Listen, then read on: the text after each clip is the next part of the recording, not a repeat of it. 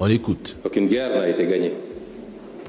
Les États-Unis et l'Occident se sont livrés à beaucoup de guerres ces dernières décennies. Ils n'ont pas gagné la guerre du Vietnam.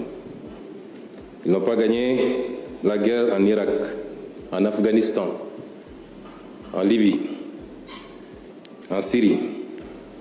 Ils n'ont pas gagné la guerre même au Somalie, où ils ont été obligés de se retirer poursuivis par des bandes armées. À part semer le chaos et le désordre derrière eux dans ces pays, aucune de ces guerres n'a été gagnée parce qu'aucun des objectifs n'a été atteint. Quel objectif était assigné pour la guerre en Iran? C'était de remplacer un régime. Cela n'a pas été fait.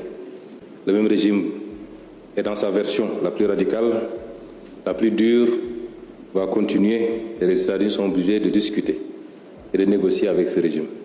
Réduire les capacités balistiques de l'Iran, ça n'a pas été atteint. Imposer à l'Iran de renoncer à tout programme nucléaire, civil comme militaire, n'est pas un objectif atteint. Aucun des objectifs n'a été atteint et pourtant le monde est plongé dans un chaos que rien ne justifie. M. Trump n'est pas un homme de paix, c'est un homme de déstabilisation du monde. Ils sont très peu en Afrique, parmi les dirigeants, à s'exprimer publiquement pour dresser un état des lieux clair de cette guerre qui est un échec flagrant de Donald Trump. C'est important que le Premier ministre Ousmane Sonko le rappelle. Démanteler ou neutraliser définitivement le programme nucléaire iranien, ils ont échoué. Détruire ou démanteler le programme de missiles balistiques iranien, ils ont échoué. Couper le soutien au proxy ou affaiblir l'influence régionale de l'Iran en tarissant le financement et les livraisons d'armes, ils ont échoué. Procéder à un changement de régime, ils ont échoué. Forcer un meilleur deal à l'avantage des Américains ou provoquer un effondrement économique, ils ont échoué. Destruction ou neutralisation complète de la marine iranienne, ils ont échoué. Et pire, contrôle total du détroit d'Ormuz et liberté de navigation sans concession. Ils ont échoué, il y a le péage.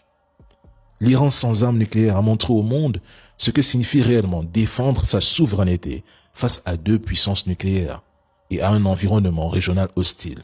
Malgré une pression militaire, économique et médiatique constante, ils ont tenu bon là où plus de 95% des dirigeants du monde auraient plié, négocié dans la faiblesse ou capitulé.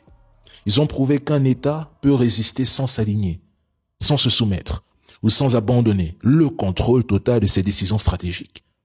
Les Iraniens ont rappelé une chose essentielle au monde. La souveraineté ne se proclame pas. Elle se défend dans la durée, dans la douleur et parfois dans l'isolement. Ils ont montré qu'aucune puissance, même dotée d'armes nucléaires, ne peut contenir durablement une guerre asymétrique menée par un adversaire déterminé. Dans tous leurs objectifs, ils ont échoué. Donc de quelle victoire américaine ou de l'entité nous parle-t-on?